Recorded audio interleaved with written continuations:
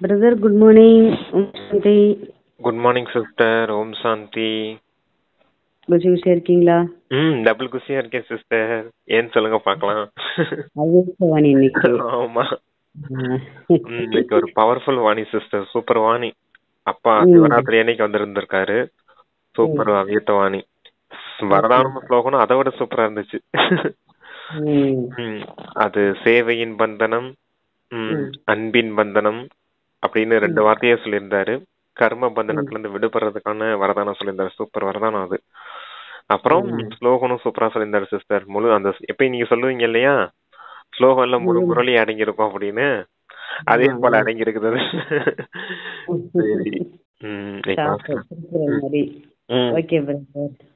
அப்படியே அந்த குஷியோடைய அப்பாவோட இனிமையான மகா வாக்கியங்களை கேட்போம். 15/12/2024 அவ்யக்த பாப்தாதா மதுபன்.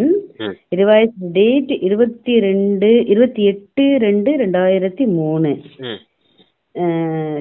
சேவையின் கூடவே இப்பொழுது முழுமையாவதற்கு திட்டம் போடுங்கள், கர்மாதித்த நிலை அடைய ஆர்வம் வையுங்கள் அப்படின்னு ஒரு தலைப்பு கொடுத்துருக்காங்க அப்பா. கர்மாதித்த நிலையை வைக்க ஆர்வம்.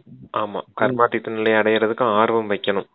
சேவையின் கூடவே முழுமை நிலை, சம்பூர்ண நிலை அடையிறதுக்கான முயற்சியும் இருக்கணும் அப்படின்னு சொல்றாரு.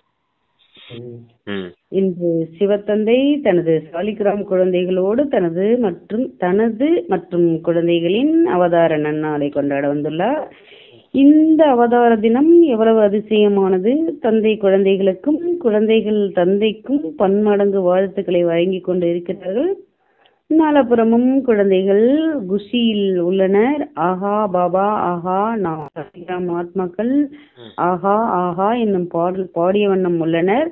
உங்களுடைய பிறந்த நாளான இந்த நாளையே நினைவார்த்தமாக துவாபர யுகத்தில் இருந்து இன்று வரையிலும் கொண்டாடி வருகின்றனர். பக்தியும் பாவனையில் குறைந்தது அல்ல, ஆனால் பக்தர்கள் தான் குழந்தைகள் அல்ல. அவர்கள் ஒவ்வொரு ஆண்டும் கொண்டாடுகிறார்கள். நீங்கள் கல்பத்தில் ஒரு முறை அவதார தினத்தை கொண்டாடுகிறீர்கள்.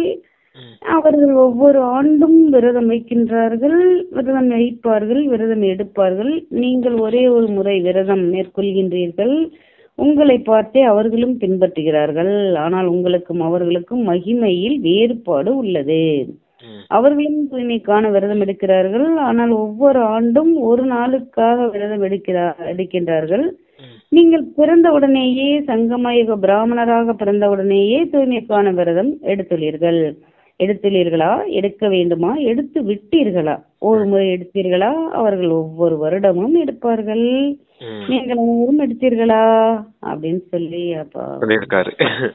ஆமா, சிவஜெயந்தி அன்னைக்கு சாலிகிராம் குழந்தைகளை பாக்குறதுக்கு பாபா வந்திருக்காரு. பாபா தான் யாரு? லிங்க ரூபத்துல இருக்கக்கூடியவர். மற்ற கீழே இருக்க அந்த குட்டி குட்டியா லிங்கம் இருக்கும், சின்ன சின்ன லிங்கம் போல இருக்கும், அதான் சாலிகிராமம்னு சொல்லுவாங்க. அது பக்தி மார்க்கத்துல பூஜை செய்வாங்க இல்லையா, அதன் அடிப்படையில சொல்றாரு. ஆத்மா பரமாத்மாவை சந்திக்க வந்திருக்காரு அப்படின்னு. எதுக்காக? அவதாரத்தின் திருநாள் அப்படிங்கறது சிவ ஜெயந்தியை குறிக்குது. அந்த அவதாரத்து திருநாள் அன்னைக்கு வந்திருக்கேன் அப்படின்னு சொல்றாரு. அப்ப இப்ப என்ன விஷயம் அப்படின்னா, அந்த பக்தர்கள் என்ன செய்யறாங்க, குழந்தைங்களான நீங்க என்ன செய்யறீங்க அப்படிங்கறது தான் டிஃபரன்ஸ் பண்ணி சொல்றாரு. பக்தர்கள் வருடத்துக்கு ஒரு முறை இந்த சிவராத்திரி அப்ப தூய்மையின் விரதம் கடைபிடிக்கிறாங்க. அப்ப நீங்க என்ன செய்வீங்க? நீங்க எப்ப பிறந்தீங்களோ அப்ப இருந்தே இந்த தூய்மையின் விரதத்தை கடைபிடிக்க ஆரம்பிச்சிட்டீங்க இல்லையா, அதத்தான் டிஃபரன்ஸ் பண்ணி சொல்றாரப்பா.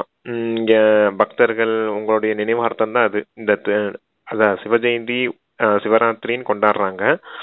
இது உங்க வருஷத்துக்கு ஒரு தடவை கொண்டாடுறாங்க. நீங்க வருஷம் முழுக்க கொண்டாடுறீங்க. கல்பத்துல ஒரே ஒரு முறை மட்டும் நீங்க கொண்டாடுனீங்க. உங்களுடைய நினைவார்த்தமா அவங்க பக்தி மார்க்கத்துல துவாபர யுகத்துல இருந்து வருஷத்துக்கு ஒரு முறை இந்த சிவஜெயந்தி அன்னைக்கு மட்டும் தூய்மையின் விரதம் இருக்காங்க. அதாவது அன்ன விரதம் அப்படின்னா அந்த உணவுல விரதம் கட்டுப்பாடு இருக்கும், தூய்மையான விரதம் இருப்பாங்க. அன்ன விரதம், சாப்பாடு சாப்பிட்றதுல சாப்பாடு தூய்மையா இருக்கணும் அப்படின்றதுக்காக நைட்டு ஃபுல்லா கண் விழிச்சிருப்பாங்க. நீங்க அறியாமைங்கிற இருள்ல இருந்து விலகி அதாவது ஞான வெளிச்சத்துல இருக்கீங்க இல்லையா, அது போல அவங்க அஞ்ஞான தூக்கத்துல தூங்காம ஞானத்துல இருக்காங்க அப்படிங்கிறதுக்காக அவங்க தூங்காம விரதம் இருக்காங்க. அப்புறம் ஆடு பலி கொடுப்பாங்க கடைசியா. சிவராத்திரி அப்ப முடியும் போது, பூஜை முடியும் போது ஆடு பலி கொடுத்துருவாங்க. அதுக்காக நீங்க நான்கிற இந்த அபிமானம் இருக்கு இல்லையா, உங்களுடைய அகங்காரம், அதை மட்டும் பலி கொடுங்க அப்படின்னு அப்பா சொல்லியிருக்காரு நீ ஃபுல் முரளியில. சரிங்க சிஸ்டர், நீங்க ஆசைங்க அதில். பிரம்மச்சரியம் மட்டுமல்ல, முழுமையான தூய்மைக்கான விரதம் எடுத்தீர்களா? பாண்டவர்கள் முழு தூய்மைக்கான விரதம் எடுத்தீர்களா? பிரம்மச்சரியத்தில் இருப்பது மட்டுமே போதுமானதா? பிரம்மச்சரியம் என்பது அஸ்திவாரம். ஆனால் பிரம்மச்சரியம் மட்டுமல்ல, அதோடு மேலும் 4 உள்ளது. 4லும் விரதம் எடுத்தீர்களா? 1 மட்டும் எடுத்தீர்களா? சோதனை செய்யுங்கள். கோபம் கொள்ள அனுமதி உள்ளதா இல்லையா? அவ்வப்போதும் சிறிதளவு கோபம் கொள்ள வேண்டியுள்ளதல்லவா? இல்லையா? அல்லவா இல்லையா? பாண்டவர்கள் கூறுங்கள், இல்லையா? கோபம் கொள்ள வேண்டும் தானே? சரி, பாப்தாதா பார்க்கின்றார். கோபத்தின் நண்பர்கள் உள்ளனர். பெரிய பூதத்தை தியாகம் செய்து விட்டீர்கள். குடும்பத்தில் உள்ள தாய்மார்களுக்கும் பெரிய குழந்தைகள் மீது கூட அவ்வளவு அன்பு இருப்பதில்லை, மோகம் இருப்பதில்லை. ஆனால் பேரன் பேத்திகள் மீது மிகுந்த அன்பு உள்ளது. சின்னஞ்சிறிய குழந்தைகள் மீது அதிக அன்பு உள்ளது. அவ்வாறே இங்கும் குழந்தைகளுக்கு பெரிய பூதங்களான 5 விகாரங்கள் மீது அன்பு குறைந்துள்ளது என்பதையும் பாப்தாதா பார்க்கின்றார். சொல்லுங்க பிரதர். கோபத்தை சொல்றாரு, அடுத்து பற்றுதலை சொல்றாரு. காமத்தை ஃபர்ஸ்ட் சொன்னாரு. தூய்மையின் விரதம் எடுத்தீங்க பிறந்ததுல இருந்து, அப்ப காம விகாரம் போச்சு. கூடவே இன்னும் 4 இருக்குது அப்படின்னு சொல்றாரு. மிச்சம் இருக்கிறது இந்த 4 விகாரம்: கோபம், பற்று, பேராசை, அகங்காரம். அதை சொல்றாரு. இப்ப கோபத்துக்கு என்ன சொல்றாருன்னா, கொஞ்சம் கோவப்பட வேண்டியது இருக்குதா அப்படின்னு கேக்குறாரு. கோபத்தை விட்டுட்டீங்களா இல்ல கோவப்பட வேண்டியது இருக்குதா அப்படின்னு கோபத்தையும் சொல்றாரு. கோப விகாரத்தையும் விடணும் அப்படிங்கிறதுக்காக அதை சொல்றாரு. அது பின்னாடி டீட்டெயிலா சொல்லுவாரு. பற்றுதலுக்கு தாய்மார்கள், கோபப்படுறவங்க பாண்டவர்கள், அதிகமா கோபப்படுறவங்க, அது பாண்டவர்களுக்கும் கேட்டாரு, தாய்மார்களுக்கும் கேட்டாரு. பற்றுதல் இப்ப தாய்மார்களுக்கு சொல்லிட்டு இருக்காரு. தன்னுடைய குழந்தைகள், மகனோ மகளோ, அவங்க மீது கூட பற்றுதல்லாம் விலகிடுச்சு, அந்த அன்பு விலகிடுச்சு. இருந்தாலும் அவங்களுடைய குழந்தைங்க இருக்காங்க இல்லையா, மகனோட குழந்தைகளோ இல்ல மகளுடைய குழந்தைகளோ, பேரன் பேத்தி, அவங்க மீது அன்பு இருக்குது. அதுல கூட அன்பு இருக்க கூடாது. உங்களுக்கு அன்பா இருக்கணும், உங்களுடைய கடமையை செய்யணும். ஆனா அவங்க கிட்ட இருந்து விலகி இருக்கணும். ஏன்னா ஆத்மா மீது மட்டும்தான் உங்களுக்கு அன்பு இருக்கணும். தேக ரீதியான உறவுகள் எதுவும் கிடையாது இங்க உங்களுக்கு. அதனாலதான் சொல்றாரு, அந்த பற்றுதலும் உங்களுக்கு இருக்கக்கூடாது. ஏன்னா இறுதி நேரத்துல சரீரம் விடும் போது உங்களுக்கு அவங்க மீது அன்பு இருந்துச்சுன்னா அவங்க ஞாபகம் தான் வந்துட்டு இருக்கும், பாபா நினைவு வராது. அதுக்காகத்தான் அந்த பற்றுதல் இருந்து விடுபடுங்க அப்படிங்கறது சொல்றாரு. அடுத்து தாய்மார்களுக்கு இரட்டை அயல் நாட்டவருக்கு கோபம் வருவதில்லையா? சில குழந்தைகள் மிகவும் புத்திசாலித்தனமாக பேசுகிறார்கள். சொல்லட்டுமா என்ன பேசுகிறார்கள் என்று? சொல்லட்டுமா என்ன பேசுகிறார்கள் என்று சொல்லட்டுமா? சொல்லிவிட்டால் இன்றே விட்டுவிட வேண்டும். தயாரா? விட தயாரா? அல்லது கோப்பில் ஃபைலில் காகிதத்தை சேர்த்து வைத்தீர்களா? வருடம் செய்தது போல் பாப்தாதாவிடம் உறுதிமொழி கோப்புகள் அதிகமாகிக் கொண்டே இருக்கின்றது. அவ்வாறு இப்போதும் உறுதிமொழி கோப்புகளை சேர்த்து கொண்டே செல்வீர்களா? அப்படி இல்லைதானே? முடிவு செய்வீர்களா அல்லது கோப்பில் வைத்தீர்களா? என்ன செய்வீர்கள்? கூறுங்கள். டீச்சர்கள் என்ன செய்வீர்கள்? செய்து முடிப்பீர்களா? கை உயர்த்துங்கள். சொல்றீங்களா பிரதர்? அதான் ஃபைல்ல சேர்த்துக்கிட்டே போகாதீங்க, நீங்க ஃபைனல் பண்ணுங்க அதெல்லாம் அப்படின்னு சொல்றாரு. கோபத்துல இருந்து விடுபடுறோம், பற்றுல இருந்து விடுபடுறோம், தூய்மையின் விரதம் இருக்கும் அப்படின்னு உறுதிமொழி கொடுத்துக்கிட்டே இருக்காதீங்க. அந்த உறுதிமொழின்ற கோப்பை ஃபைலோட சேர்த்துக்கிட்டே இருக்காதீங்க. ஆல்ரெடி பாபா கிட்ட உங்க ஃபைல்லாம் நிறைய இருக்குது. அந்த ஃபைல்ல அடுத்து பேப்பரா சேர்த்துக்கிட்டே போகாதீங்க. எல்லாத்தையும் பேப்பர்லாம் வரிசையா வச்சு மொத்தமா முடிச்சு காட்டுங்க அப்படிங்கிறார். ஃபைல் எல்லாம் சேர்த்துக்கிட்டே போகாதீங்க, ஃபைனல் பண்ணுங்க அப்படிங்கிற. ஃபைனல். சரிங்க சிஸ்டர். அடுத்து உறுதிமொழி கொடுக்காமல் இருக்காதீர்கள். பாப்தாதா பிறகு சிறிது தனது ரூபத்தை காண்பிப்பார். சரியா? இரட்டை அயல் நாட்டவர் செய்து முடிப்பீர்களா?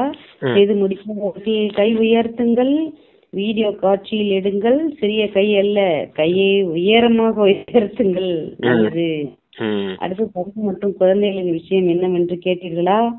தந்தை மற்றும் குழந்தைகளின் விஷயம் என்னவென்று கேட்டீர்களா? பாப்தாதா புன்னகை செய்கின்றார். ஏன் கோபப்பட்டீர்கள் என்று பாபா கேட்கின்றார்.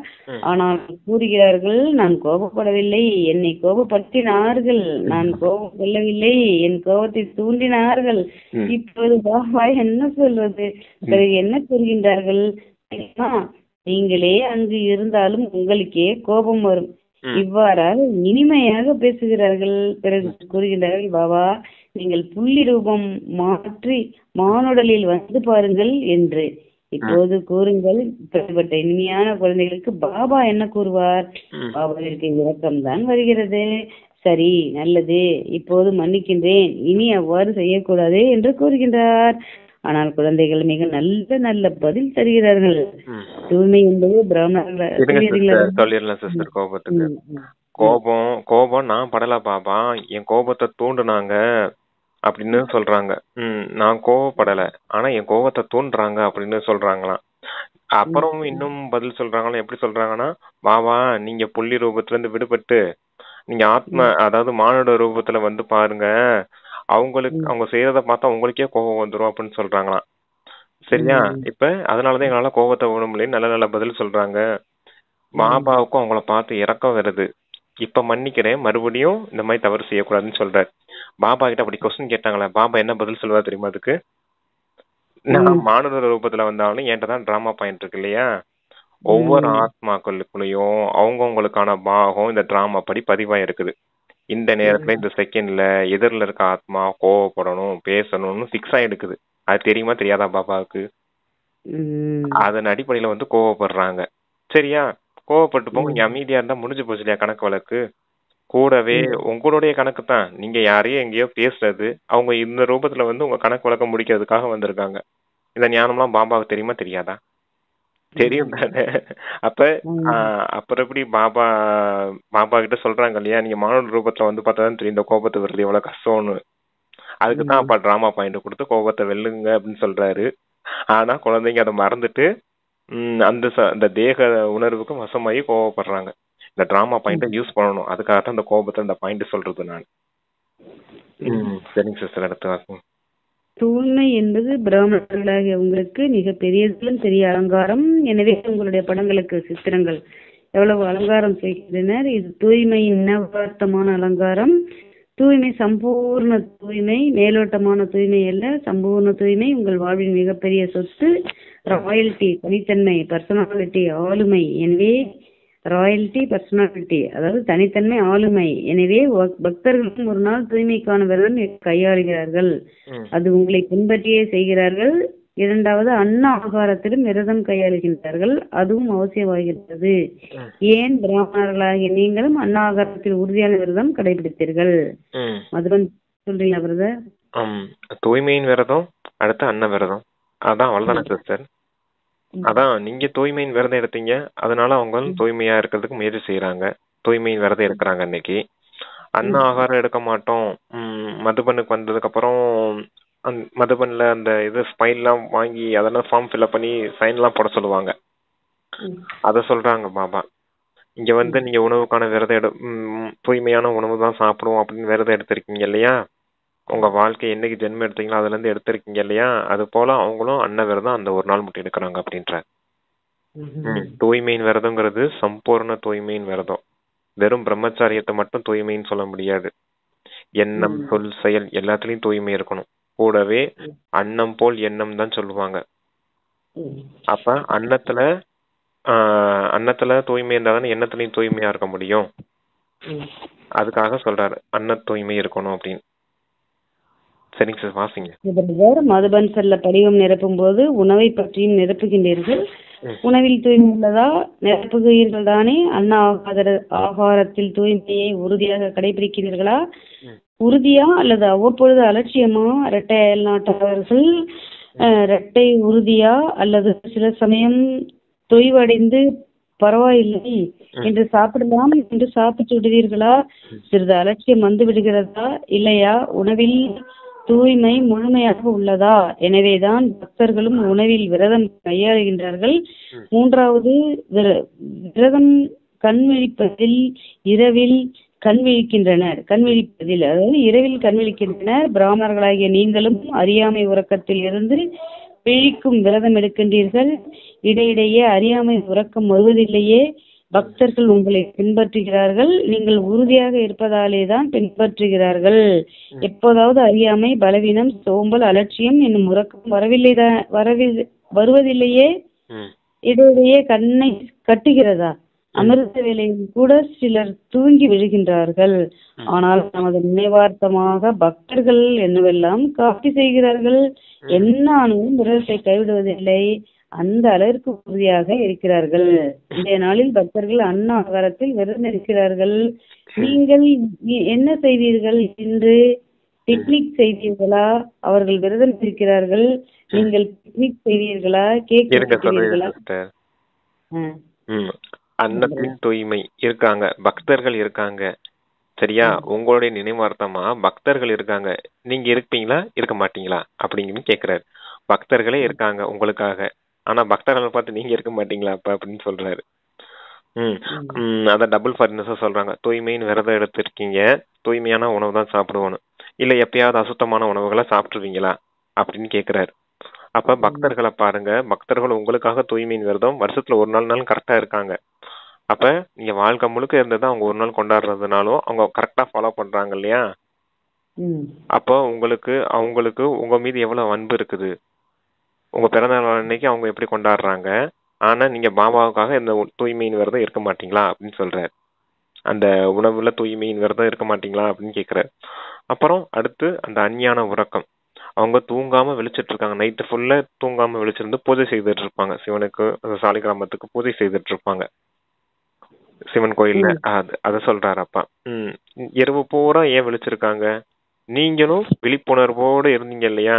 அஞ்ஞான இருள்ல இருந்து விடுபட்டு ஞான ஒளி கிடைச்சது இல்லையா உங்களுக்கு? ஞானத்தின் வெளிச்சத்துக்கு போறீங்க இல்லையா? அப்ப ஒருபோதும் எங்களுக்குள்ள இருள் சூழ்ந்துடக்கூடாது, மாயையின் இருள் சூழ்ந்துடக்கூடாதுன்னு கவனத்தோடு இருந்தீங்க இல்லையா? அதான் அஞ்ஞான உறக்கத்துல இருந்து விழித்தெழுந்தோம் இல்லையா? அதனாலதான் அவங்க ஒரு நாள் மட்டும் விழிச்சிருக்காங்க அப்படின்னு சொல்றாரு. ஓகே, அவ்வளவுதான் சிஸ்டர். பக்தர்கள் என்னவெல்லாம் காப்பி செய்கிறார்கள், என்ன ஆனாலும் விரதத்தை விடுவதில்லை. அதுதான் பக்தர்கள் அன்னாகரத்தில் விரதம் இருக்கிறார்கள். நீங்கள் செய்வீர்களா? இன்று பிக்னிக் செய்வீர்களா?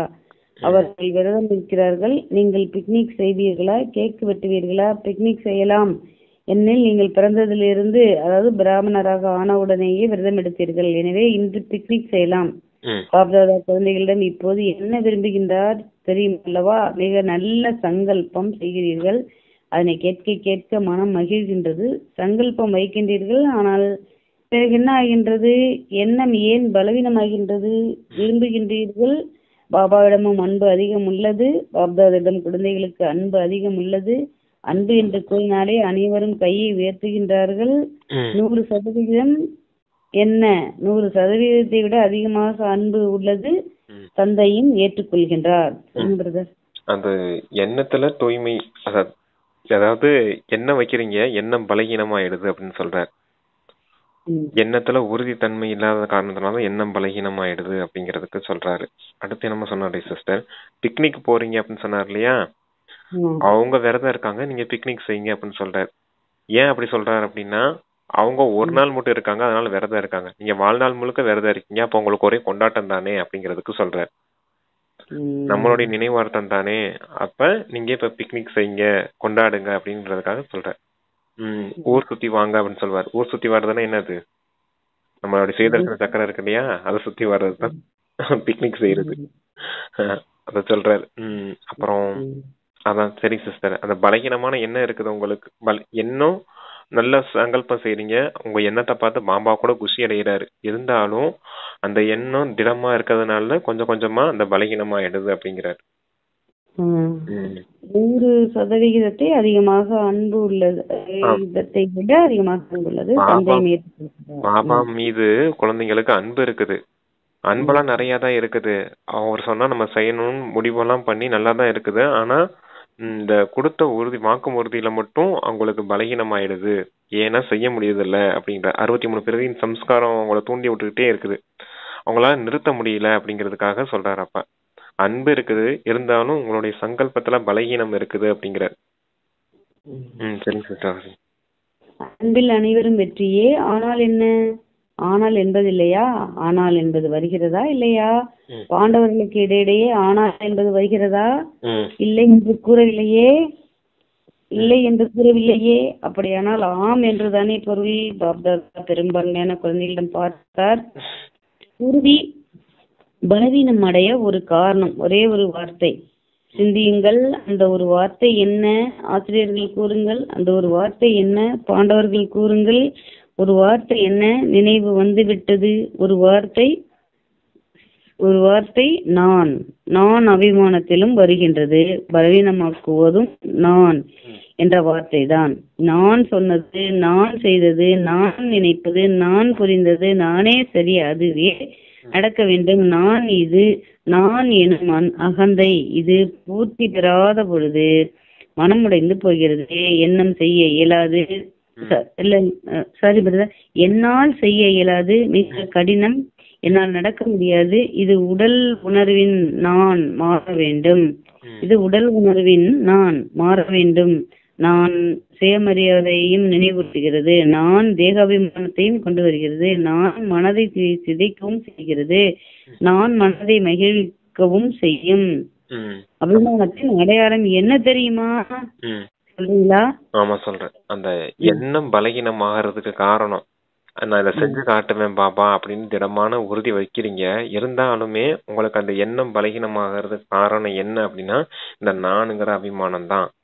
நான் சொன்னதுதான் சரி, நான் செய்யறதுதான் சரி, நான் புரிஞ்சுக்கிட்டதுதான் சரி, நான் நினைக்கிறதுதான் சரி அப்படிங்கிற அந்த நான்ங்கிறது இருக்கு பாத்தீங்களா, எல்லாமே தேகத்தின் உணர்வின் அடையாளம் அப்படிங்கிறாரு. இந்த தேக அபிமானம் நானுங்கிறது உங்களை தேக அபிமானத்துக்கு அழைச்சிட்டு போகும், ஆத்ம அபிமானத்துக்கு அழைச்சிட்டு போகும். அததான் சுயமரியாதைன்னு சொல்லியிருந்தாரு. நான் என்பது சுயமரியாதைக்கும் கொண்டுட்டு போகும், தேக உணர்வுகளை கொண்டு வந்து துக்கத்திலையும் தள்ளி விட்டுரும் அப்படின்னு சொல்றேன். அதான் நான் என்பது மகிழ்ச்சி அடையவும் செய்யும், நான் என்பது சிதைக்கவும் செய்யும்ன்றார். புரியுதுங்களா உங்களுக்கு? அதான் ரெண்டுலயும் அழைச்சிட்டு போயிடும். ஆத்மா நான் ஆத்மான்னு தானே பாடம். நான் உடல் அல்ல, நான் ஆத்மா. நான் உடல், நான் ஆத்மா. நான் உடலுங்கிறது என்னது? தேக அபிமானம், தேகத்தின் உணர்வு. நான் ஆத்மாங்கிறது ஆத்ம அபிமானம், ஆத்ம உணர்வு. அப்ப ஆத்மான்னு நினைக்கும் போது நம்மளுடைய சுயமரியாதை வந்துடும். நான் மாஸ்டர் சர்வசக்திவான், என்னுடைய தந்தை சர்வசக்திவான், நான் மாஸ்டர் சர்வசக்திவான். அப்ப என்னுடைய தந்தை ஞானக்கடல், நான் மாஸ்டர் ஞானக்கடல் அப்படிங்கிற அந்த சுயமரியாதையெல்லாம் நமக்கு வந்துடும் இல்லையா? எண்ணற்ற சுயமரியாதை சொல்றாரு இல்லையா? அப்பா விஸ்வ கல்யாணக்காரி, நான் மாஸ்டர் விஸ்வ கல்யாணக்காரி அப்படிங்கிற அந்தது. இல்லாட்டினா நான் சர்வ குண சம்பன்னன், நான் மரியாதா புருஷோத்தமன், தேவாத்மா, மூர்த்தி ரூபத்துல இருக்கக்கூடிய ஆத்மா, அந்த 5 சர்வ பயிற்சி இருக்கு இல்லையா? நாளைக்கு முழு உலகத்துக்குமே முக்தி வழங்கக்கூடிய பரிஸ்தாவா இருக்க போறேன், கர்மாத்தீட்ட நிலை அடைய போறேன் அப்படிங்கிற அந்த சுயமரியாதையெல்லாம் ஞாபகம் வந்துடும் இல்லையா? அப்ப அந்த நான் நினைக்கிறது அந்த 5 சுரூபத்துல இந்த சுயமரியாதை உங்களுக்கு ஞாபகம் வந்துடும். ஆனா இந்த தேக அபிமானத்துக்கு வசமாகி எண்ணம் பலகீனமாறதுக்கு காரணமே அதே நானுதான் அப்படிங்கிறார். அந்த அபிமானம் எப்படிப்பட்டதா இருக்குது? நான் சரி, நான் சொல்றதுதான் சரி, நான் சொல்றதான் நீ கேட்கணும், நான் செய்யறதுதான் சரி, நான் புரிஞ்சுக்கிட்டதுதான் சரி, அததான் முக்கியம். நான் புரிஞ்சுக்கிட்டதான் சரி, நான் சொல்றது மாதிரி தான் நீ நடந்து கொள்ளணும் அப்படிங்கிறது இருக்குது பாத்தீங்களா? அதான் தேக அபிமானத்தின் நான் அப்படிங்கிறார். சரிங்க சிஸ்டர். அதான் மகிழ்ச்சி அடையவும் செய்யும். சுயமரியாதையில இருந்தீங்கன்னா 5 சுரவ பயிற்சி செய்யும்போது நமக்கு மகிழ்ச்சி இருக்குது இல்லையா? நான் இப்படிப்பட்ட ஆத்மாவா, அந்த டிராமால எனக்கு இவ்வளவு அழகான பார்ட்டு கிடைச்சிருக்குதா அப்படின்னு நினைக்கும் போது மகிழ்ச்சி அடையவும் செய்யறோம். அதே மற்றவங்கிட்ட நடந்துக்கிடும் போது நம்மளுடைய செயல்பாடுகள் சம்பந்தம் தொடர்பா வரும்போது துக்கத்திலையும் தள்ளி விட்டுரும் அப்படிங்கறத சொல்றாரு. அபிமானத்தின் அடையாளம் என்ன தெரியுமா? எப்போதாயினும் எவரிடமாவது சிறிதளவேனும் தேக உணர்வு அம்சம் வந்துவிட்டால் அதன் அடையாளம் என்ன தெரியுமா? அவரால் தனக்கு நிகழும் அவமானத்தை பொறுத்து கொள்ள முடியாது. நாம் எனும் அகந்தை அபிமானம் இருந்தால் அவமானம் பொறுக்காது. யாரேனும் இது சரியில்லை, சிறிது பணிவாக இருங்கள் என்றாலும் அவமரியாதையை உணர்வார்கள். இதுவே அபிமானம், அகந்தை என்பதன் அடையாளமாகும். தேக அபிமானம் இருக்குதுன்னு எப்படி புரிஞ்சுக்கிடுவீங்க நீங்க? அதான் அவமானம் ஃபீல் ஆகும். ஆத்ம அபிமானத்துல இருக்கும் போது யார் எதை சொன்னாலுமே நமக்கு பெருசா ஃபீல் ஆகாது. நீ இப்படிப்பட்டவன், உன்ட்டு இதுதான் குறையில இருக்கு, அந்த குறையில இருக்குதுன்னு அவங்க சொன்னாலும் நம்மளுடைய ஸ்திதி ஆத்மஸ்திதியில இருக்கும்போது, நம்மளுடைய சுயமரியாதையில இருக்கும் போது, நம்மளுடைய சுமன் பயிற்சி செய்துட்டு இருக்கும் போது, அந்த நினைவுல இருக்கும் போது அவங்க என்ன சொன்னாலும் நமக்கு பெருசாவே அனுபவம் ஆகாது. ஆனா தேக அபிமானத்துல இருந்தோம் அப்படின்னா நம்மளை யாராவது குறை சொல்லிட்டாங்க அப்படின்னா அது அவமானமா ஃபீல் ஆகும். நீங்க செய்யறது சரியில்லை, கொஞ்சம் பணிவா நடந்துக்கன்னு யாராவது பணிவா அவங்க சொன்னா கூட நமக்கு அது அவமானமா ஃபீல் ஆகும். நான் அப்படித்தானே இருக்கேன், இவங்க என்ன இப்படி சொல்றாங்க அப்படிங்கறது மாதிரி வந்துடும் தேக அபிமானம். அப்ப இவங்க நமக்கு மரியாதை கொடுக்கல, இவங்க நம்மளை புகழ்ந்து பேசல அப்படிங்கிறது தான் இந்த நான்ங்கிறது உடைய அடையாளம். சரி, வாசிங்க. பாப்தாதா வதனத்தில் புன்னகை செய்து கொண்டிருக்கிறார். இந்த குழந்தைகள் சிவராத்திரி நன்னாளில் ஆங்காங்கே சொற்பொழிவு செய்கின்றார்கள். இப்போது மிக அதிகமாகவே செய்கின்றனர். அதில் ஆடு பலி கொடுப்பதை பற்றி சொல்கிறார்கள். குழந்தைகள் சொல்வது பாப்தாதாருக்கு நினைவு வருகின்றது. நான் மே மே என்று கத்தும் ஆடு. அவ்வாறு சிவராத்திரியில் நான் என்பதை பலி கொடுத்து விடுங்கள். பாபா இதனை கேட்டு புன்னகை செய்கின்றார். ஆக இந்த நான் என்பதை நீங்களும் பலி செய்து விடுங்கள். சரண்டர் செய்ய முடியுமா? முழு சரண்டரா அல்லது சரண்டரா?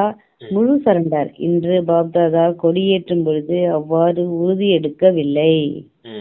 அதான் சொற்பொழிவு செய்யும் போது அந்த ஆடு கதையை சொல்றாங்க. ஏன் ஆடு பலி கொடுக்குறீங்க? ஒவ்வொரு கோயிலையும் போய் நம்ம சேவை செய்வாங்க சிவராத்திரி அப்ப சொற்பொழிவும் செய்வாங்க. ஏன் கடைசி ஆடு பலி கொடுக்குறீங்க அப்படின்னா, ஆடு மே மேனு கத்தும். மேனா என்னன்னா ஹிந்தில நான் அர்த்தம். முன்னாடி சொன்னார் இல்லையா, தேக அபிமானத்தின் ஞான். அந்த நானை பலி கொடுங்க அப்படிங்கறத சொற்பொழிவும் செய்யறாங்க. இருந்தாலும் அவங்களுடைய நடைமுறை வாழ்க்கையில அதெல்லாம் தெரியல அப்படிங்கிறார். அதனாலதான் பாபா அதை பார்த்து புன்னகை செய்யறாரு. சொல்றது நல்லாதான் சொல்றீங்க, ஆனா செயல்பாட்டுல எதுவும் தெரியலையப்பா அப்படின்பாங்க இல்லையா, அந்த மாதிரி இருக்கீங்க அப்படிங்கிறாரு. அப்ப இந்த தேக அபிமானத்தின் நானுதான் அங்க ஆடு பலி கொடுக்கறதா, அந்த ஆடை பலி கொடுத்துக்கிட்டு இருக்காங்க அப்படின்னு சொல்றாரு. அப்ப என்னன்னா சொன்னாரு, இன்னைக்கு தூய்மையின் விரதம் இருக்காங்க, தூய்மையா இருக்காங்க அப்படின்னா, நீங்க தூய்மையா விரதத்தை, பிரம்மச்சரிய விரதத்தை இங்க சங்கமயத்துல எடுத்தீங்க. அங்க உணவுக்கான தூய்மையின் விரதம் இருக்காங்க. நீங்க கூட இங்க தூய்மையின் விரதம் எடுத்தீங்க இல்லையா, அதனால அவங்க உங்களுடைய நினைவார்த்தமா அங்க கொண்டாடுறாங்க. ஒரு நாள் விரதம் இருக்காங்க, உணவுக்கான விரதம். அஞ்ஞான உறக்கத்துல இருந்தீங்க, விடுபட்டு நீங்க ஞான வெளிச்சத்துக்கு வந்தீங்க. அதே போல அவங்க நைட்டு புறம் தூங்காம இருக்காங்க. நீங்க நானுங்கிறத பலி கொடுத்துருக்கீங்க சங்கம யுகத்துல. டோட்டலா பாபாவுக்கு சரண்டர் ஆயிருக்கீங்க. அப்ப அதனுடைய நினைவார்த்தமா தான் அங்க ஆடை பலி கொடுத்துக்கிட்டு இருக்காங்க அப்படின்னு சொல்றாரு. நானுங்கிறத பலி மட்டும் கொடுத்துட்டீங்கன்னா பாபாவுக்கு உண்மையிலேயே சரண்டர் ஆனது மாதிரிதான் அப்படிங்கிறார். சரி. Okay brother. உறுதிமொழி எடுத்து கோப்புகளில் சேர்த்து வைக்கும்படி காகிதத்தை செய்யவில்லை, செய்து முடிப்பீர்களா அல்லது முடிவு செய்யுங்கள். தைரியம் உள்ளதா? சொல்வதிலே மூழ்கி போனீர்கள், கை உயர்த்தவில்லை. நாளை ஒன்றும் நடக்காது இல்லைதானே? நாளை மாயை வலம் வரும். மாயாவிற்கும் உங்கள் மீது அன்பு உள்ளது. ஏனெனில் இப்போதெல்லாம் அனைவரும் கோலாகலமாக சேவைக்கான திட்டம் போடுகின்றீர்கள். சேவையை கோலாகலமாக துரிதமாக செய்கின்றீர்கள் என்றால் முழுமையான முடிவிற்கான நேரம் அருகே வருவது ஆகும். சொற்பொழிவு செய்துவிட்டு வந்தோம் என்று நினைக்கிறீர்கள். நேரத்தை அருகே கொண்டு வருகின்றீர்கள். நன்கு செய்கின்றீர்கள். பாப்தாதா மகிழ்கின்றார். ஆனால் பாப்தாதா பார்க்கின்றார், நேரம் அருகே வருகின்றது, கொண்டு வருகின்றீர்கள். அப்படியே 1,00,000 1,00,000 1,50,000 சேர்ந்து விடவில்லை. நேரத்தை அருகே கொண்டு வந்தது. இப்போது குஜராத் செய்தீர்கள், பாம்பே செய்தீர்கள், மேலும் மற்றவரும் செய்து கொண்டு இருக்கிறீர்கள். அது சேவைக்காக சொல்லிட்டு இருக்காங்க சிஸ்டர். என்ன வாசிங்க, அப்புறம் தான் புரியும். 1,00,000 பேர் எனக்கு சிஸ்டர் சொல்லுங்க. அந்த 1,00,000 பேரை நீங்க உருவாக்கி காட்டணும் அப்படிங்கிற வைராக்கியம் வச்சிருந்தீங்க. அந்த மாதிரிலாம் சேவை செய்திருக்கீங்க அப்படின்னு சொல்றாரு. ஓரளவுக்கு சேவை செய்திருக்காங்க போல. எவ்வளவுன்னு பாபா சொல்ல என்னன்னு பின்னாடி சொல்லுவார் போல. சரி, அந்த குஜராத்ல இருக்கவங்க முதல் தரமா நல்ல சேவை செய்திருக்கீங்க அப்படின்னு சொல்றாரு. அதாவது ஆத்மாக்களை யஜ்யத்துக்குள்ள தந்தையினுடைய அறிமுகத்தை கொடுத்து அவங்களுக்கு சேவை செய்திருக்கீங்க அப்படின்னு சொல்றாரு. நல்ல சொற்பொழிவு செய்து.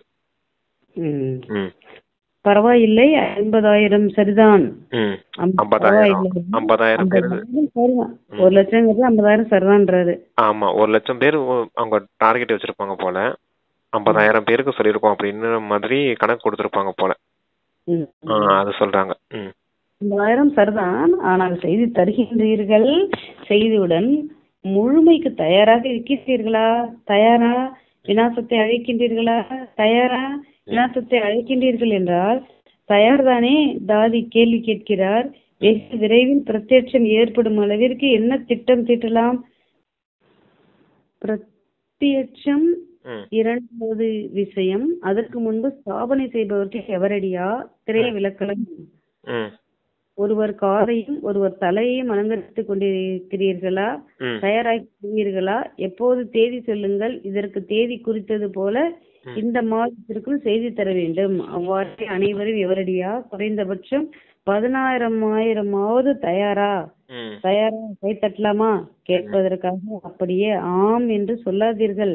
ம் எவரடி ஆகிவிட்டால் பாப்தாதா டச் செய்வார், கை தட்ட வைப்பார். இயற்கை தன் வேலையை ஆரம்பிக்கும், ம் அறிவியலும் தன் வேலையை ஆரம்பிக்கும். என்ன தாமதம்? அனைவரும் ரெடியா? 16,000 தயாரா? தயாராகி விடுவீர்களா? ம் உங்களுக்கு தெரியும் இந்த பதில் விடுவிக்க ம் இந்த பதில் விடுவிக்க 16,000 தயார் என ரிப்போர்ட் வர வேண்டும்.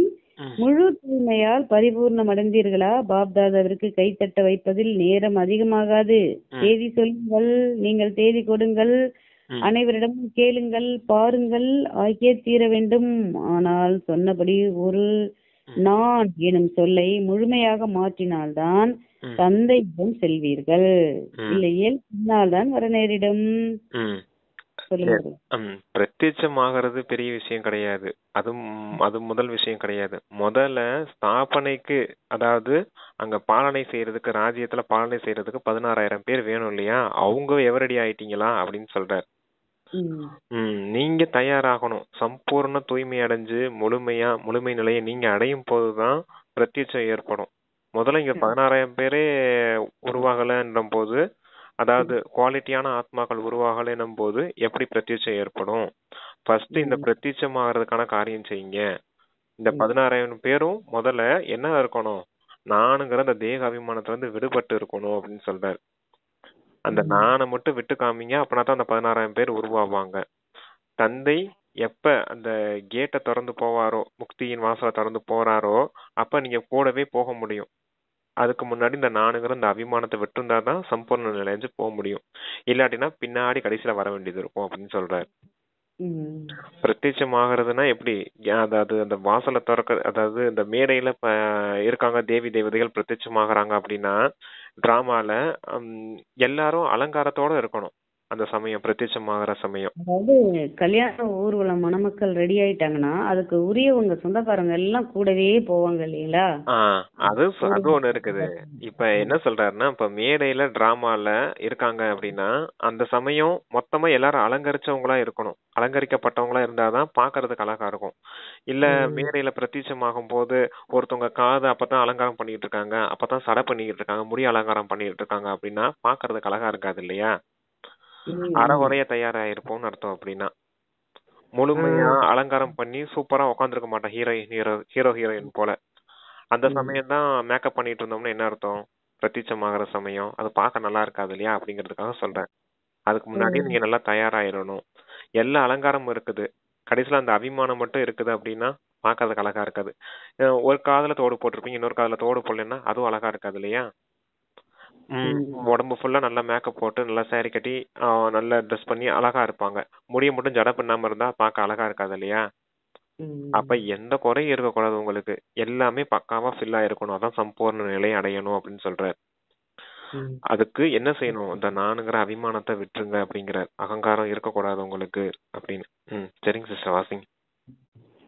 இல்லையேல் பின்னால் தான் வர நேரிடும். எனவேதான் பாப்தாதா இன்னும் கதவை திறக்கவில்லை. என்னில் உடன் செல்ல வேண்டும். பிரம்மபாபா குழந்தைகள் அனைவரிடமும் கதவை திறக்க தேதி கொடுங்கள் என்று கேட்கின்றார். கதவை திறக்க வேண்டும் அல்லவா? நடத்த வேண்டும். இன்று கொண்டாடுவது என்றால் மாறுவதாகும்.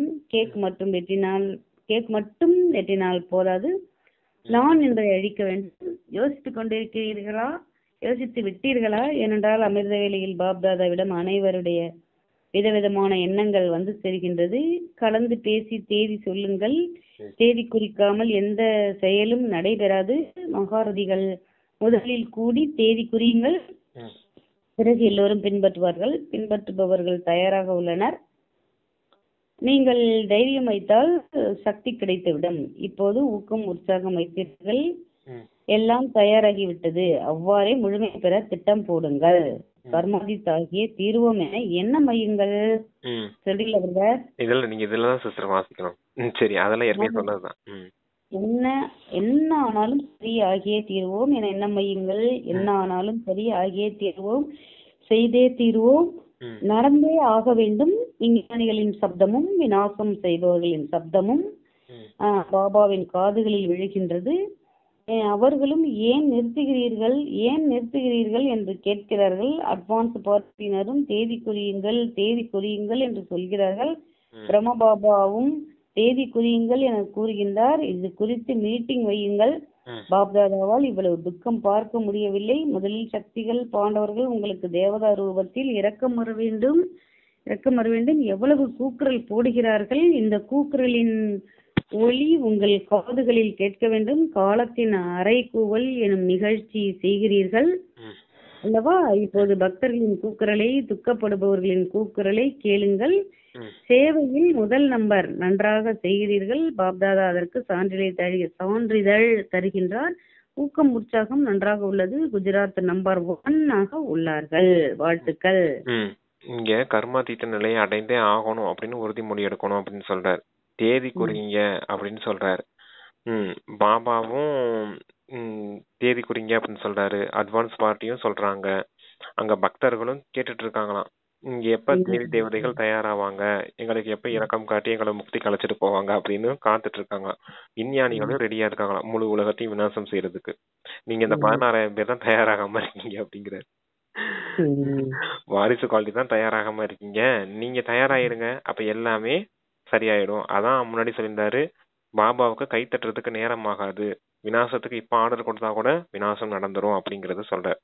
அதான் விநாசத்துக்கு முன்னாடி நீங்க தயாரா இருக்கணும் இல்லையா, இன்னும் தயாராகாம இருக்கீங்க, அப்ப தயாராகுங்க அப்படிங்கிறார். எல்லாரும் காத்துட்டு இருக்காங்க, தேவி தேவதைகள் தயாராகணும், அப்ப அவங்களுக்கு தேவி தேவதைகளான உங்களுக்கு இரக்கம் வரணும் அப்படின்னு சொல்றாரு. எல்லாரும் துக்கத்துல துடிச்சுக்கிட்டு இருக்காங்க. பக்தர்களும் இந்த மற்ற ஆத்மாக்களும் எல்லாரும் துக்கத்துல துடிச்சிட்டு இருக்காங்க. அப்படின்னா நீங்க தயாராயிட்டீங்கன்னா அவங்க துக்கத்துல இருந்து விடுபட்டு சாந்தி தாமத்துக்கு அது போயிருவாங்க இல்லையா. நீங்க தயாராயிட்டீங்கன்னா நீங்க தயாரானதுக்கு சொர்க்கத்துல போய் வாழ போறீங்க, நீங்க ஜீவன் முக்திக்கு போயிடுவீங்க. அவங்க இந்த துக்கத்துல இருந்து விடுபட்டாவது சாந்தி தாமத்துக்கு அது போய் சேருவாங்க இல்லையா. அவங்களுடைய குறைகளை தீர்த்து வைக்கிறதுக்காக நீங்க தயாராகணும் இல்லையா. அப்ப உங்களுக்கு இரக்கம் வரணும். பக்தர்களின் கூக்குரல் உங்களுடைய காதுகளில் கேட்கவில்லையா அப்படின்னு கேக்குறாரு. கால் ஆஃப் டைம் அப்படின்னு ப்ரோக்ராம் பண்றீங்க, காலத்தின் அழைப்பு அப்படின்னு. காலம் யார அழைக்குது? உங்களதான் அழைக்குது. காலம் நம்மளதான் அழைக்குது. சரியா, நாம தயாராயிட்டோம்னா போதும், அவங்களும் நன்மை அடைவாங்க, நமக்கும் நன்மை இருக்குது அதுல அப்படின்றதுக்காக சொல்றாரு. சரி வாசிங்க சிஸ்டர். அதாவது அவங்க இன்னும் முழுமை அடையாத அந்த கணக்கு வழக்கும் பிரம்மகுமாரிகளோட அக்கௌண்ட்ல தான் சேர்க்கப்படும். ஏன்னா நம்ம இன்னும் ஸ்பீடா இல்லாதனால அப்படின்னு சொல்லி ஒரு வீடியோல பார்த்தோம். அப்படியா? சரி, அது அப்படி கணக்கு அப்படி சொல்றது எதுக்காக அப்ப அப்படி சொல்றாரு அப்படின்னா, நீங்க ஜெயமா தயாராகணும்ன்றதுக்காக சொல்றாரு. அது கணக்கு வழக்கு நமக்கு மேல சேரப்படாது, சேர்க்கப்படுறது. சரி நாளைக்கு சொல்லிப்பா உங்களுக்கு ஞானத்தை அப்படின்னு விட்டோம்னா அது ஒரு கணக்கு தானே. இப்ப வாய்ப்பு வந்து சொல்ல மாட்டோம்னா அதுவும் வந்து நம்மளுடைய அக்கௌண்ட்ஸ் எல்லாம் வரும் அந்த இழப்பு கூட அப்படின்னு சொல்லி சொல்றாங்கல்ல, அதுவும் இருக்குது. ஆனா நாடி பார்த்து சேவை செய்யணும்னு ஒரு கணக்கு சொல்றாரு இல்லையா, அப்ப அதையும் ஃபாலோ பண்ணணும் இல்லையா. சரி, எல்லாமே பேலன்ஸா இருக்கும், அப்படியும் இருக்கும் இப்படியும் இருக்கும். நம்ம தான் அந்த சூழ்நிலை எப்படி இருக்குதோ, அந்த சமயம் எப்படி இருக்குதோ, அந்த நேரத்துல என்ன தேவைப்படுதோ அதுக்கேத்த மாதிரி நாம தான் யுக்தியோட நடந்துக்கணும். சரி, ஓகே சிஸ்டர் வாசிங்க. வாழ்த்துக்கள். இப்போது சிறிதளவேனும் கூக்குரலை கேளுங்கள். பாவம் கதறுகிறார்கள், மனதின் ஆழத்தில் இருந்து கூக்குரல் போடுகிறார்கள், அல்லல் படுகிறார்கள். விஞ்ஞானிகளும் எப்போது எப்போது எப்போது என கூச்சலிடுகிறார்கள். சரி, இன்று கேக் வெட்டுங்கள், நாளையிலிருந்து கூக்குரலை கேளுங்கள். இன்று கேக் வெட்டுங்கள், நாளையிலிருந்து கூக்குரலை கேளுங்கள். கொண்டாடுவதே சங்கமயுகத்தின் மங்களம். ஒருபுறம் கொண்டாடுங்கள், மறுபுறம் ஆத்மாக்களை உருவாக்குங்கள். நல்லது. என்ன கேட்டீர்கள் சொல்லுங்க. கேக் அவங்க ஆடு வெட்டுறாங்க, நீங்க கேக் வெட்டுறீங்க. கேக்கு கொண்டாடினா மட்டும் போதாது சரியா, நானுங்கிறத முடிக்கணும். அதுக்காக தான் கேக் வெட்டி கொண்டாடுறீங்க. சங்கமயுக வாழ்க்கை என்னது? கொண்டாடக்கூடிய வாழ்க்கை இல்லையா. கொண்டாடுவது என்றால் மாறுவது. பிராமணர்களின் அகராதியில என்ன எழுதிருக்கு? கொண்டாடுறீங்க அப்படின்னா என்னது? மாறுவதுன்னு அர்த்தம் அப்படின்னு சொல்லியிருக்காரு. இதான் அண்டர்லைன் பண்ண வேண்டிய விஷயம். கேக் வெட்டி கொண்டாடுறோம்னா என்னது? மாறுவது. என்ன மாறணும்? தேக அபிமானத்துல இருந்து ஆத்மா அபிமானத்துக்கு மாறணும். அதத்தான் இன்னைக்கு ஃபுல் முறையில சொல்லியிருந்தார். கேக்கு வெட்டுங்க, கொண்டாடுங்க, சந்தோஷமா இருங்க, ஜாலியா இருங்க, என்ஜாய் பண்ணுங்க, சங்கமயுகத்தை ஓடவே மாறிடுங்க அப்படிங்கிறாரு. வாசி. உங்களுடைய பாடல் துயரப்படுபவர்களுக்கு சிறிதேனும் இரக்கம் காண்பியுங்கள். உங்களுடைய பாடல் துயரப்படுபவர்களுக்கு சிறிதேனும் இரக்கம் காண்பியுங்கள். உங்களை என்று வேறு யாரும் இரக்கம் காட்ட முடியாது. எனவே இப்போது சமயத்திற்கு ஏற்ப இரக்கத்தின் மாஸ்டர் கடலாகுங்கள். தன் மீதும் பிறர் மீதும் இரக்கம் கொள்ளுங்கள். இப்போது இந்த சொரூபத்தில் கலங்கரை விளக்காகி பல வண்ண ஒளிக்கதிர்களை பரவச் செய்யுங்கள். அகிலமெங்கும் பிராப்தி இல்லாத ஆத்மாக்களுக்கு பிராப்தியின் அஞ்சலி தாருங்கள். நல்லது சொல்றீங்களா பிரதர்? இறக்க கடலா ஆகணும் நீங்க. அதுலயும் மாஸ்டர் இறக்க கடலாகி லைட் ஹவுஸ் போல, லைட் ஹவுஸ் எப்படி சுத்திக்கிட்டே இருக்குது அதே போல பல வண்ண ஒளிகளை இந்த உலகத்துல வாழக்கூடிய எல்லா ஆத்மாக்களும் பிராப்தி ரூபத்துல நீங்க கொடுக்கணும் அப்படின்னு சொல்றாரு. அது எதன் அடிப்படையில? உங்களுடைய குணங்கள் சக்திகளை முழு உலகத்துக்கும் பிராப்தியா கொடுங்க. அப்ப பிராப்தியின் அஞ்சலி ஏற்படும் அப்படிங்கிறாரு. நாம தானே எல்லாருக்கும் கொடுக்கக்கூடியவங்க. நம்மளதானே அப்பா அப்படி வச்சிருக்காரு. அப்பா கிட்ட இருந்து சக்தி நம்ம வாங்குறோம். சக்தியை வாங்கி முழு உலகத்துக்கும் கொடுக்குறோம். அதான் லைட் ஹவுஸ் போலன்னு சொல்றாரு. தந்தைக்கு நிறைய இரக்க கடலா இருக்காரு. அப்ப அந்த இரக்கத்தை நீங்களும் அந்த அன்பும் கருணையும் நீங்க வாங்கி முழு உலகத்துக்கும் கொடுங்க அப்படின்னு சொல்றாரு. அப்ப பிராப்தி இல்லாத ஆத்மாக்கள் பிராப்தி அடைவாங்க இல்லையா அப்படிங்கிற சாத்தா தந்தையை வெளிக்காட்டும் மூர்த்திகளான அனைத்து சிரேஷ்ட ஆத்மாக்களுக்கும் சதா ஊக்கம் உற்சாகத்தில் இருந்து தந்தையின் அருகே உள்ள ஆத்மாக்களுக்கு சதா ஒவ்வொரு அடியும் பாபாவிற்கு சமமாக எடுத்து வைக்கும் குழந்தைகளுக்கு நாலாபுறம் உள்ள பிறந்த நாளுக்கு பாத்திரமான பிராமண குழந்தைகளுக்கு என்றும் ஏகாகிரதா சக்தியில் நிரம்பியுள்ள ஆத்மாக்களுக்கு பாப்தாதாவின் அன்பு நினைவுகள் பல கோடி மடங்கு பிறந்த நாள் வாழ்த்துக்கள் வாழ்த்துக்கள் வாழ்த்துக்கள். நமஸ்காரம். அன்பிலும் நமஸ்காரம். சொல்றீங்களா பிரதர்? இல்ல சிஸ்டர், வாசிங்க. அதெல்லாம் சொல்ல முடியாது சிஸ்டர். அதெல்லாம் அது முழு முரளி. சரி, முழு முரளியில என்ன சொல்லிருக்காரோ அதை அப்பா ஷார்ட்டா சொல்லியிருக்காரு. அன்பிலும் அன்பான அவ்வியக்த பாப்தாதா தனது கமல கரங்களால் சிவ ஜெயந்தி கொடியேற்றி பின் அனைவரும் தங்களுடைய பிறந்தநாள் வாழ்த்துக்களை பரிமாறிக்கொண்டீர்கள். கொடியும் ஏற்றினீர்கள். ஆனால் அகிலமே உலக உருண்டை மீது நின்று கொண்டு உங்கள் அனைவருடைய முகத்திலும் பாபாவின் திருவுருவ கொடியை பார்க்க வேண்டும். அந்த நாளை வெகு விரைவில் கொண்டு வாருங்கள். இந்த துணி கொடி நிமித்தமாக உள்ளது. ஆனால் குழந்தைகளான உங்களுடைய ஒவ்வொரு முகத்திலும் பாபாவின் சித்திரம் தென்பட வேண்டும். அத்தகைய கொடியை பறக்க விடுங்கள். அந்த நாளும் வெகு வெகு வெகு விரைவில் கொண்டு வர வேண்டும். வரும் வரும். ஓம் சாந்தி. அது என்னன்னா, பாபா கொடியேற்றுவாரு. அதாவது சிவஜெயந்தி அன்னைக்கு இறுதியில போகும்போது கொடியேற்றுவார். அப்ப அதான் சொல்றாங்க, பாப் தாதா அவ்வியத்த பாப் தாதாவின் கமலக்கரங்கள் மூலமா கொடியேற்றுறாரு அப்படின்னு. பாபா கொடியேற்றுறாரு. அந்த கொடி நிமித்தமா இருக்குது. அப்ப உங்களுடைய பிரத்யட்ச ரூபம் முதல்ல ஸ்தாபனையை பத்தி சொல்லிட்டு இருந்தாரு. இப்ப கடைசியா பிரத்யட்சத்தை சொல்றாரு. உங்களுடைய முகத்துல பாபாவின் திருவுருவம் தெரியணும் அப்படிங்கிறாரு. பாபாவுடைய சித்திரம் உங்களுடைய முகத்துல தெரியணும். பாபாவுடைய சித்திரம் எப்படி இருக்கும்? ஆத்மா ஒளி புள்ளியா இருப்பார் இல்லையா?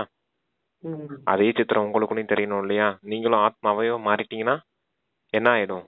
முழு உலகத்துக்கும் நன்மை நடந்துடும் இல்லையா? அதுக்காக சொல்றாரு. என்ன சொன்னாரு? தேக அபிமானத்தை விட்டு ஆத்மா அபிமானத்துக்கு வரணும். அதுதானே விஷயம். அந்த தேக அபிமானம்ன்ற அந்த மேன் கத்துறத விட்டுருங்க, படி கொடுத்துருங்க. இப்ப ஆத்மா அபிமானியா ஆயிடுங்க. பாபாவுடைய சித்திரம் உங்களுடைய சித்திரமா ஆகணும் அப்படின்னு சொல்லிருக்காரு. எல்லாமே உன்னோட மேட்ச் ஆகி இருக்கு. துணிக்குள்ளியை ஏத்துறாங்க. ஆனா குழந்தைகளாகிய உங்களுடைய முகத்தில் பாபாவுடைய சித்திரம் தென்பட வேணும் அப்படின்னு சொல்லி. ஆமா, அப்பதான் என்ன ஆகுமா? பாபா பிரத்யட்சம் யாரை பின்பற்றாங்க பகவான் நம்ம சொல்லும்போது பகவான் பூமிக்கு வந்திருக்காருன்னு பிரத்யட்சம் நடக்கும். ஆமா, அதுலதான் கடைசியில ஓம் சாந்தின்னு முடிச்சிருக்காரு. ஓம் சாந்தின்னா என்ன அர்த்தம்? நான் ஆத்மா, நான் சாந்தி ஸ்வரூபமானவன். அப்ப எல்லாருக்கும் அமைதி கிடைச்சிரும் அப்படிங்கறதுக்காக சொல்றேன். எல்லாரும் முக்திக்கு போயிடுவாங்க இல்லையா? நீங்க ஜீவன் முக்திக்கு போயிடுவீங்க இல்லையா? அப்ப நன்மை ஏற்பட்டுச்சு இல்லையா? டிராமால எல்லா காரியம் யார் கையில இருக்குது? நம்ம கையில தான் இருக்குது அப்படிங்கிறாரு. நீங்க தயாராகணும். தேக அபிமானத்தை விட்டுருங்க, ஆத்மா அபிமானி ஆகுங்க. நீங்க தான் பாபாவை பிரத்யட்சமும் படுத்தணும். அதனாலதான் உங்களுக்கு அரை கல்பம் சொர்க்கத்தின் பாக்கியம் கிடைக்குது அப்படின்னு புரிஞ்சுக்கணும். சரிங்க சார், வரதான வாசிங்க. எல்லைக்கு அப்பார் வரதானம். எல்லைக்கு அப்பாற்பட்ட ராயல் ஆசைகளிலிருந்து விடுபட்டு சேவை செய்பவராகி தன்னலமில்லா சேவாதாரி ஆகுக. பிரம்மபாபா கர்ம பந்தனம் இல்லாது விடுபட்டு வாழ்ந்து காண்பித்தார். சேவை மற்றும் அன்பினை தவிர வேற எந்த பந்தமும் இல்லை.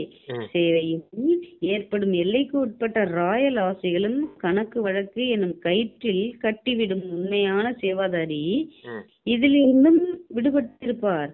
தேக பந்தனம், உறவுகளின் பந்தனம், சேவையில் சுயநலம் இவைகளும் பந்தனம் எனும் துயரத்தில் தள்ளும் கயிறே ஆகும்.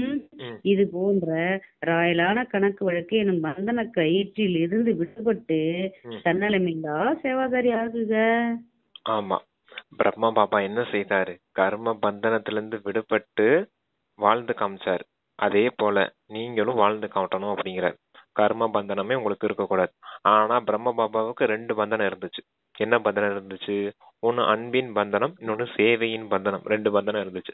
அதே தான் நம்மளுக்கும் இருக்கணும். அன்பின் பந்தனம் ஒண்ணு இருக்கணும், சேவையின் பந்தனம் இருக்கணும். அன்பு யார் மீது இருக்கணும்?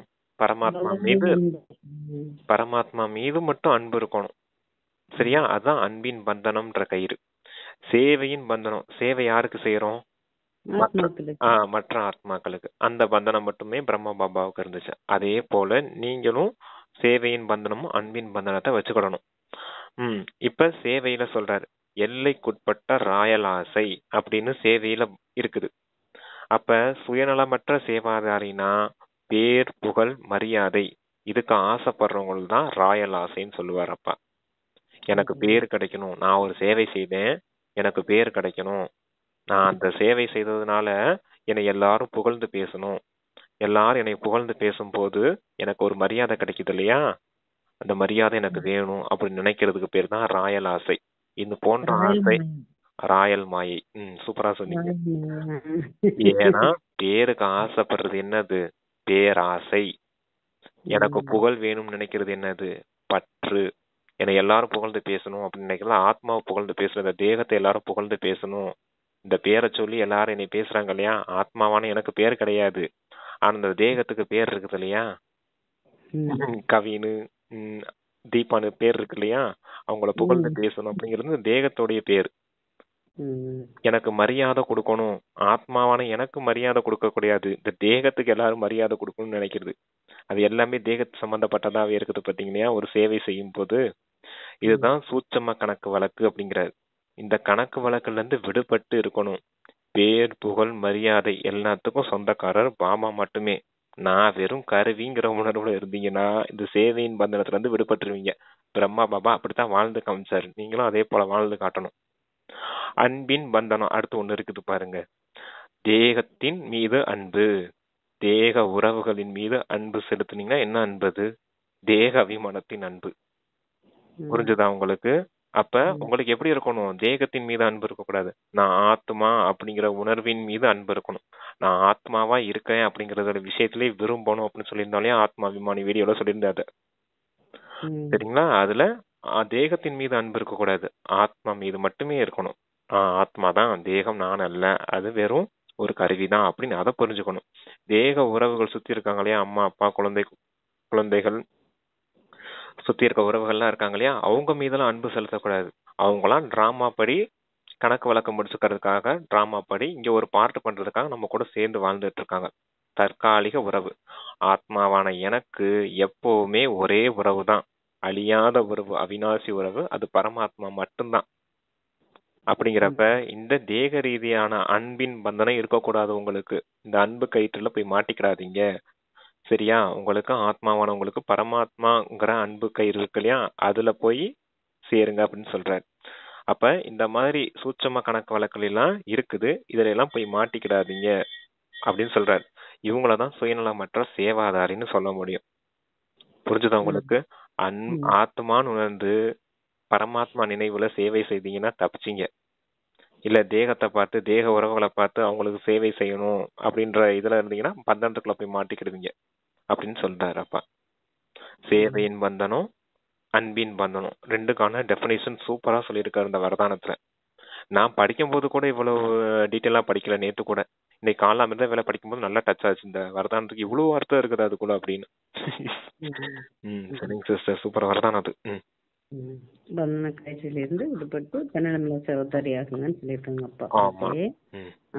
ஸ்லோகன் வாக்குறுதிகளை கோப்புகளில் சேர்த்து வைக்காமல் செய்து முடித்து காண்பீங்கள். ஃபைல்ல வைக்காம ஃபைனல் பண்ணுங்க. ஆமா, இதுதான் முழு முரளியோட சாரம்.